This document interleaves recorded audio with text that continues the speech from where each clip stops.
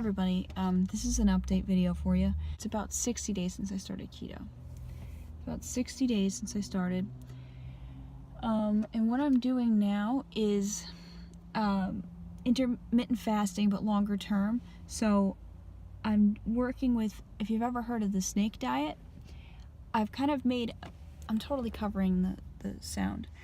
I kind of made a variation on the snake diet where I have, I don't have no salt, which is potassium magnesium mixed salt, but I got low salt, which is potassium, magnesium, and sodium in kind of equal quantities. So I figure it's all right to, you know, it doesn't have to be exact. I mean, some people do dry fasting, some people do water fasting, and in this case, I'm just giving myself those extra electrolytes in case I need them, and it's helped a lot. Like, I don't think I've ever, I'm approaching, I'm 38 hours into my fast. So I've been drinking this stuff with a little Himalayan salt, a little bit of low salt, some water, and lemon juice. And I'm trying not to like pack it back. I'm just taking sips of it here and there to keep me going, because too much potassium, I feel without a buffer is probably not good, because I already have a low heart rate as it is. And so that'll lower your heart rate, but it's very important that you get potassium because it's required for relaxing your heart, you know, and relaxed heart is important for being alive, you know, like not to have a heart that goes nuts. And magnesium as well. Magnesium is very important for the heart health. So anyway, I just went to the gym. I just worked out, and I started this fast probably like 1:30 a.m. on, what's today? Today is Friday, so Wednesday night. It was Wednesday after I got home from work. I ate, and then I didn't eat again. It is Friday at almost 4 o'clock. Anyway, so this is the first time I went this long in a fast, and it is because of the salts. It's allowing me to go a little bit further. And I don't know if I'm gonna break my fast tonight or if I'm gonna continue on. I just got some seltzers, and I got some like unsweet, or some iced tea. I mean, I gave up coffee too.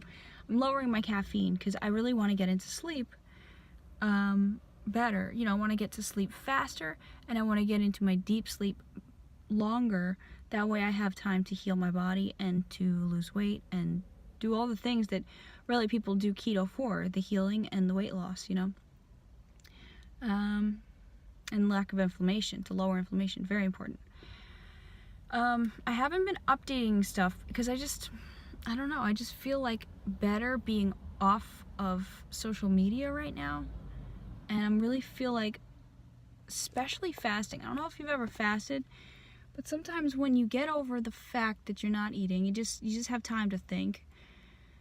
It really brings up some like existential things, and so I really didn't feel like talking about something like a diet online for some reason, because I just felt like things in my mind just felt so much bigger than that. Like like, what did it matter, you know?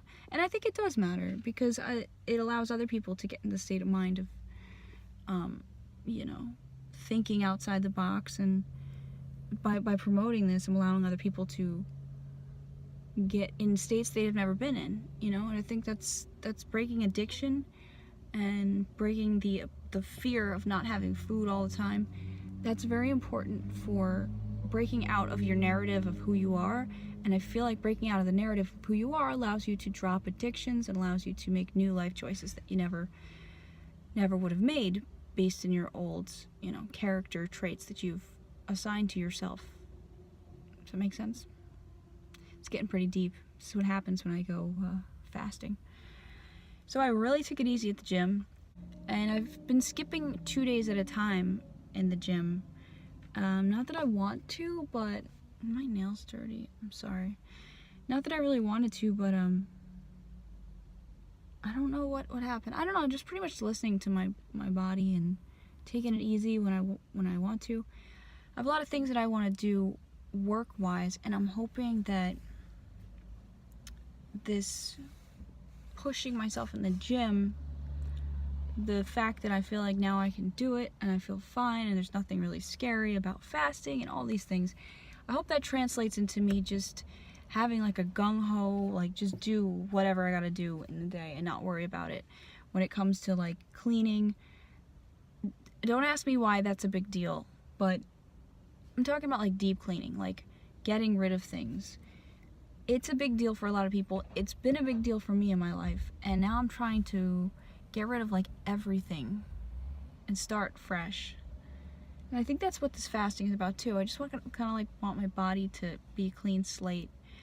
And people think I'm obsessive, and I think that everybody's just stuck in their ruts, and they don't like to see people doing things outside of the box. But I don't know, that's just what I like to do.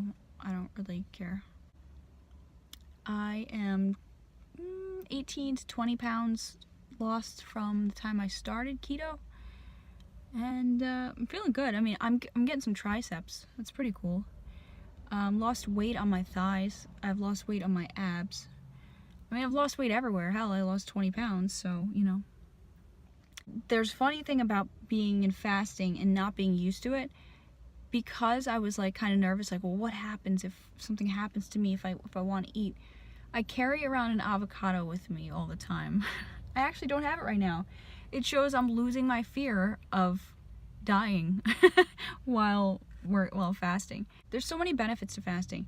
And then, I don't know, like the more I test myself, the more I do this, and the more I see that like you don't have to follow along with the guidelines of what you should be doing according to the Food and Drug Administration, which I don't really trust them anyway.